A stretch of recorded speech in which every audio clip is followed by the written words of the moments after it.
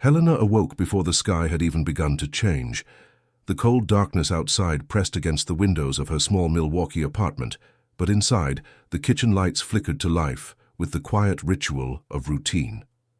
At 63 years old, Helena's body did not move as swiftly as it once had. Her knees ached when she knelt to gather pots from the lower cabinets, and her hands, once strong and quick, were now traced with the veins and spots of time. Still, she moved with purpose, each motion part of a rhythm practiced for decades. She tied her faded blue apron around her waist, pulling it tight. It still smelled faintly of oregano and lemon. Her restaurant, A Taste of Athens, had stood for over 30 years. First opened by her and her late husband Dimitris, it had once been a small but thriving spot, a haven for Greek immigrants and American locals alike, who had come to love her pastitsio, her avgolemono soup, and especially her moussaka. People used to line up for her baklava, the honeyed layers melting into flaky oblivion with each bite. But times had changed, the neighborhood shifted, the regulars grew old or moved away. Chain restaurants popped up nearby. Now it was mostly empty tables and silence. Some days there were no more than 3 or 4 orders. Still, Helena never closed. She couldn't. This was more than just a business to her. It was a shrine to her past, to Dimitris, to the art of feeding someone with love. She unlocked the front door just after 6 a.m., as she always did. The street was quiet, dusted with a film of last night's snow. She swept the front step, humming an old Greek lullaby to herself. By 7, she was already simmering the tomato base for the day's stews, roasting eggplant, boiling lemon for syrup. She didn't cook with shortcuts. That was something she never allowed. "Good food," she used to say, "takes time and gives back double." Every ingredient mattered. Every dish had a memory. She remembered how Dimitris used to tell her that her food could make a man cry, though she had never seen it happen. The day passed slowly. A delivery came, 2 loaves of fresh village bread and a tray of imported feta, her splurges. A man in a business suit came in around noon and ordered a quick gyro to go. She packed it neatly and added a small square of walnut cake, free of charge. He didn't notice, didn't say thank you, just left. By 2, the restaurant was nearly silent. The heater clicked rhythmically, and Helena sat behind the counter, gently massaging her wrists. She stared out the window, half lost in thought, wondering how long she could afford to keep going. The bills were always a little late now. The rent had gone up again. Some days she fantasized about selling the place, but then she thought about what she'd do with her time, and the idea vanished like steam from a pot. And then the door opened. It wasn't the chime that caught her attention, but the presence. A figure ducked slightly to enter the low frame, tall and broad-shouldered, bundled in a black parka and a grey hoodie. For a moment, Helena thought he might be another delivery person. But then he pulled back his hood and her breath caught in her chest. Giannis Antetokounmpo. She recognized him instantly, not just from the billboards or the news segments, but from the way he carried himself, that combination of humility and unmistakable gravity. He looked around the room like someone who had wandered into a memory, and when his eyes met hers he smiled, shy, almost embarrassed. "Hello," he said in accented but clear Greek. "Is this place open?"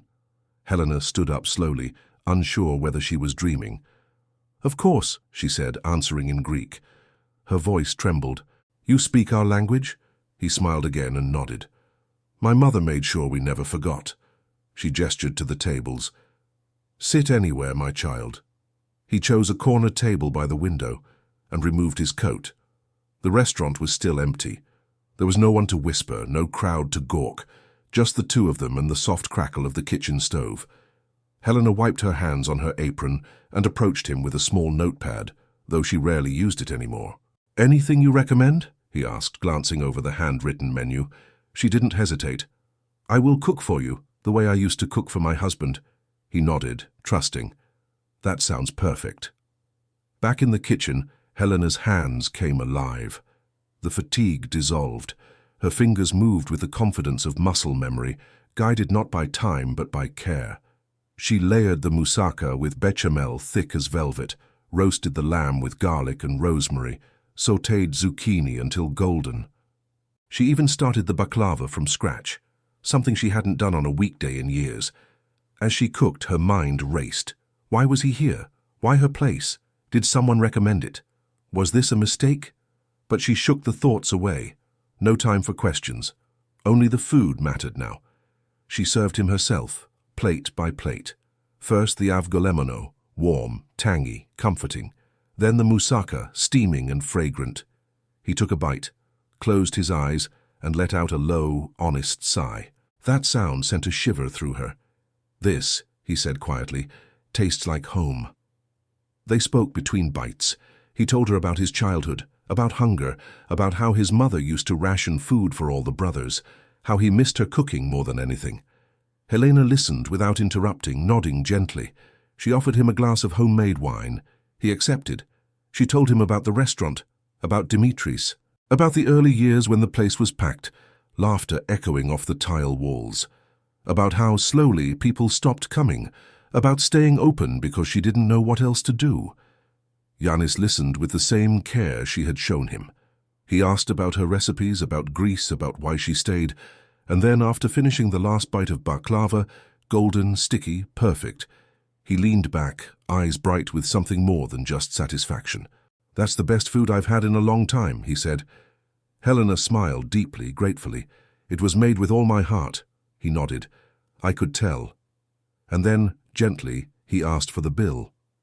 Helena hesitated. She scribbled the total, 38, onto the receipt, feeling almost ashamed to charge him at all. She brought it to the table with both hands, bowing slightly. He took it, reached into his coat, and handed her a black card. "Can I add something?" he asked. She nodded, unsure what he meant. He pulled the paper back, wrote something in the tip line, signed it, and handed it back. The card processed without a hitch. She smiled politely and looked down at the receipt, then froze. The tip, scrawled clearly in blue ink, read $10,000. Her hands trembled. Her mouth opened, then closed again. She looked up at him, shocked, eyes wide. But the tears came before the words.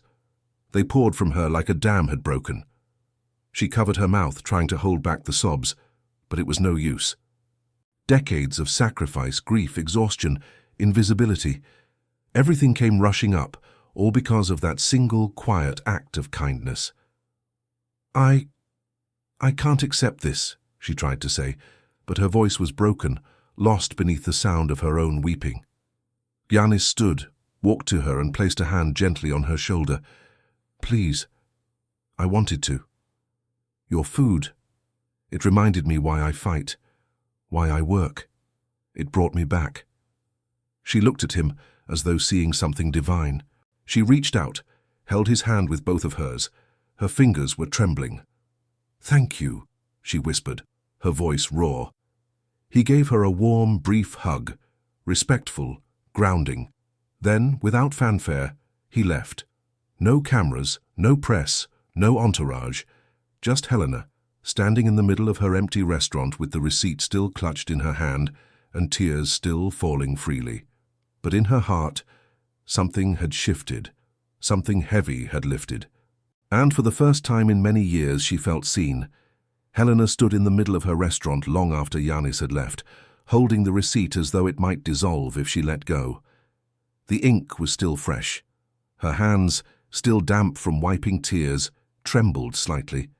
She had never received such a gesture, never from a customer, never from anyone. In all her years behind a stove, no one had looked at her work and offered something like that. Not just money. It wasn't about the money. It was the recognition, the validation. The way he said it reminded him why he fought. That sentence echoed through her like a song. Her food had mattered. Her food had made someone feel something real. She placed the receipt on the countertop carefully, as if handling sacred paper, and slowly lowered herself into the nearest chair. Her legs barely held her.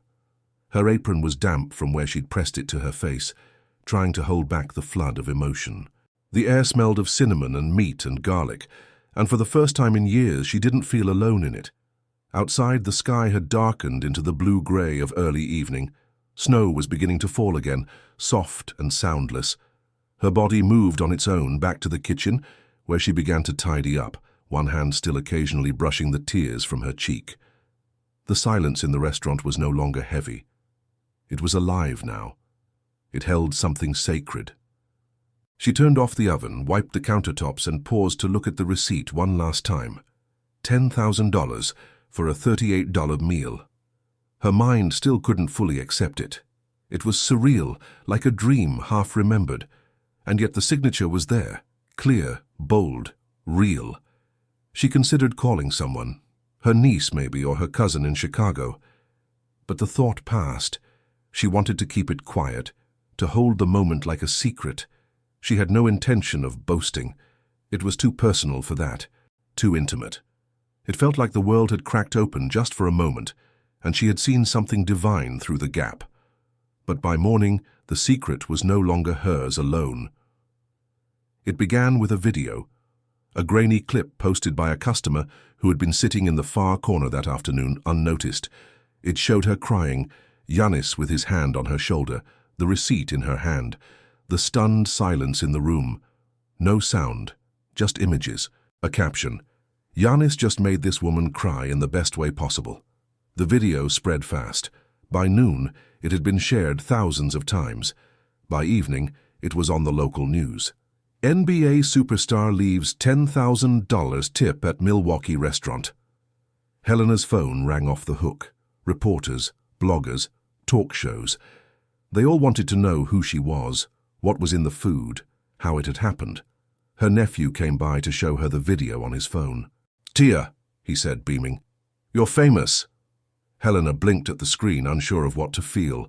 It had all been so private, so personal. And now it was everywhere.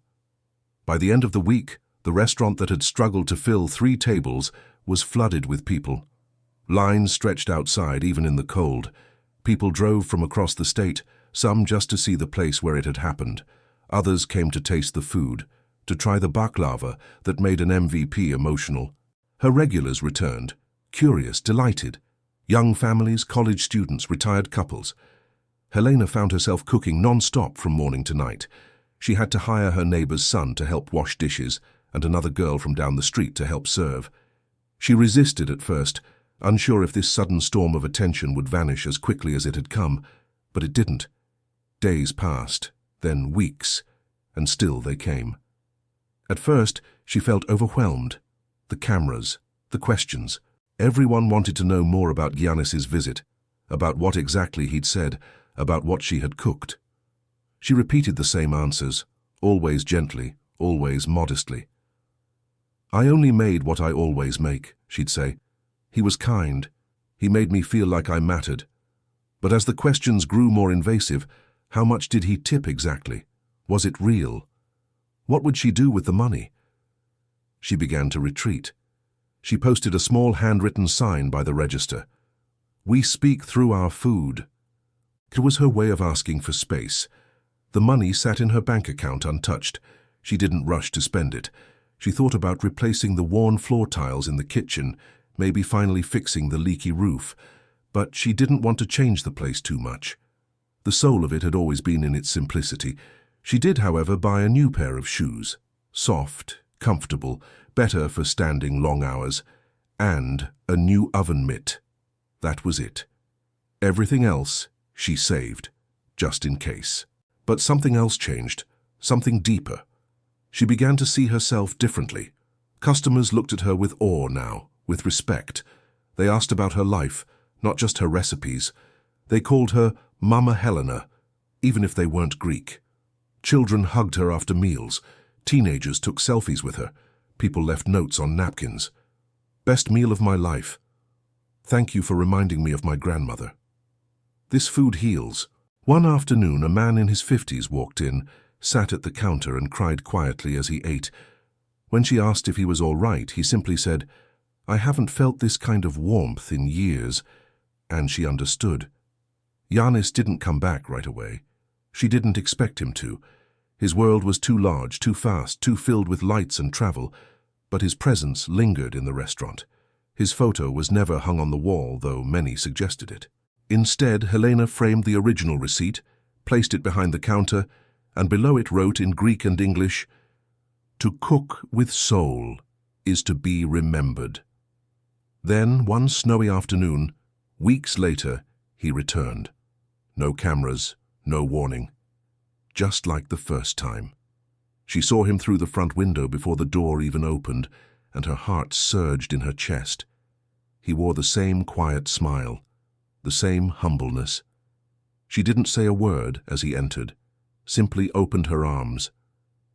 This time the hug came first. He sat at the same table. She brought him his meal without asking. Moussaka, soup, baklava.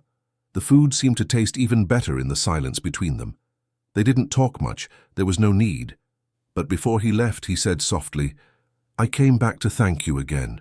What you gave me, I needed it more than you know." Helena smiled, her eyes glassy. "You gave it right back, my boy." He nodded and placed something on the table, a small folded piece of paper. After he left, she opened it. It was a note. "You reminded me of who I am. Please don't ever stop cooking. The world needs your food and your heart." She read it 3 times, then pressed it to her chest. The noise of the world came and went. Media moved on. The internet found new stories. But the restaurant kept its rhythm. A little fuller now, a little louder. Helena moved with the same grace, but lighter on her feet. Her steps carried something new. Pride. Not arrogance, but pride in a life lived with purpose. She was no longer just a woman behind a stove. She was a reminder that kindness, offered quietly, could ripple into something far greater than either person could see. And every time she looked at that receipt framed on the wall, she remembered not just what had happened, but how it made her feel, seen, heard, loved. For a woman who had spent decades serving others in silence, that feeling was worth more than the money, worth more than any fame. It was the reason she opened her doors each morning before the sun, and the reason she would keep doing it, until the last pot was washed, the last dish served, and the last flame on the stove flickered out. Winter began to loosen its grip on Milwaukee. The streets, once buried in snow, grew visible again, wet with melt, scattered with gravel, blinking in the hesitant sun. The days stretched a little longer. Mornings came softer. Inside the restaurant, time moved differently, as if Helena's world had been spun into a new rhythm, slower in some ways, faster in others. Her hands, still arthritic and cracked from years of labor, moved with renewed energy. The line outside the door wasn't a fad anymore. It had settled into something steadier. Her regulars had grown in number and familiarity, and even as the weeks passed, the faces kept coming, new, curious, hungry, not only for food, but for something deeper, something warmer. Every now and then someone would ask, was it really $10,000? Or did he really cry? She never answered directly. She didn't need to. The framed receipt behind the counter had become a relic of sorts, not because of the number on it, but because of the weight it carried. It stood as proof that someone somewhere had been changed by what she did, not with spectacle, but with food, with care, with memory stirred into every bite. But the world, as it often does, moved on. Viral moments get buried beneath newer ones. Giannis's gesture faded from headlines, replaced by playoff predictions, contracts, highlights. The rush of media attention dissolved like foam in a coffee cup. But Helena didn't mind. The noise had never been the point. What remained was something more valuable, a community. Not just in location, but in spirit. People who came not to gawk, but to share something. They told her stories. They brought her photographs of their families. They offered her their pain, their joy, their nostalgia. She served them all. One morning, a young woman came in with a baby in her arms and tears already brimming in her eyes. She ordered nothing, just stood at the counter and said, "My mother used to make me food like this before she passed. I just wanted to smell it again." Helena stepped around the counter, held the baby gently, and pressed the woman's hand in hers. She didn't speak. She didn't have to. The food would speak for her. Another evening, a man who'd lost his job and was weeks from losing his apartment sat quietly in the far corner, eating slowly, with a kind of reverence. When the bill came, he hesitated. Helena noticed. She walked over, folded it in half, and placed it in her apron pocket. "On the house," she whispered. "One day you'll return the favor to someone else." He cried too. This became the new rhythm of her days, a cycle of small, meaningful moments, nothing extravagant, just people, food, and the kind of connection that gets buried too easily in a world rushing too fast. Helena cooked like she always had, stirring carefully, layering slowly, refusing shortcuts. But now, each dish carried the echo of what Giannis had given her, a moment of being seen, and through her food she passed that gift along to others, quietly, humbly, fully. She began to write again. In the small leather-bound notebook Dimitris had gifted her decades earlier, now worn and speckled with oil stains, she recorded recipes not just with ingredients, but with stories. Next to her pasticcio, she wrote about the day her husband proposed over a shared bowl in their first apartment. Beside her dolmades, she noted the time her father had driven 3 hours to eat them in silence after her mother's funeral. And under the heading for baklava, she wrote just one line. He remembered who he was. She never planned to publish it. The act of writing was enough, a way to keep track not only of food, but of her life. Then, in early spring, the letter came. It arrived by courier in a simple white envelope, addressed only with the name of the restaurant. The paper inside was thick, embossed. The sender, the Milwaukee Bucks Foundation. Helena's hands trembled again, but not from fear. She opened it slowly, as if unwrapping something sacred. The letter thanked her for the inspiration, the generosity, the grace with which she had handled everything. Then it said something else. A new initiative was being launched. A food program for underserved families focused on cultural cooking and nourishment. They wanted to name it after her. Helena stared at the words. She read them again and again. She didn't cry, not right away. She just stood very still with the letter in her hand and breathed. That night the restaurant was full as usual. She cooked a little more slowly, distracted by the gravity of what had been offered. After the last customer left, she sat at table 3, the one Giannis had chosen, and thought about everything. About being young and scared in a foreign country, about learning to cook with ingredients she'd never seen before, about raising a business from nothing, about losing Dimitris, about the night she had considered closing the doors forever. And then she thought about that quiet afternoon when a man had walked in, sat down, and changed her life. Not with words, not with fame, but with gratitude. The next day, she accepted the Foundation's offer, on one condition: that the program not just feed people, but teach them how to cook with memory, with emotion, with heritage. Not just recipes, but meaning. The Foundation agreed. They called it Helena's Table. It began small, just a few families at a time, gathered in a church kitchen with mismatched pots and pans. But it grew. Volunteers came. Local chefs offered time. People donated ingredients. Children learned how to fold spanakopita, how to peel garlic without bruising it, how to taste their way through olive oil. Parents learned how to make meals stretch, not just in portion, but in soul. Helena attended every session she could.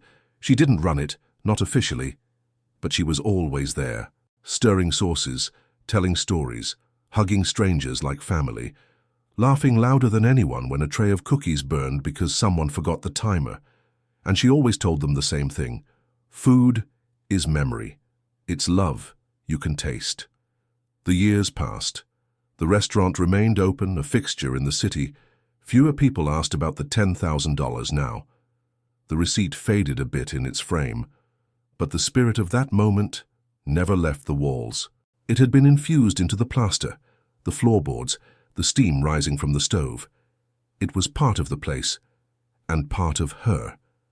Giannis returned again, once, quietly. This time with his mother. Helena cooked for them both. They ate slowly, deliberately. His mother thanked her in Greek, tears in her eyes. "You reminded him of where he came from," she said.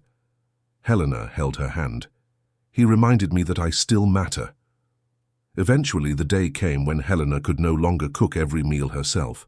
Her hands stiffened, her body slowed, but the kitchen didn't go dark. She had trained others by then, people she trusted to carry the spirit forward.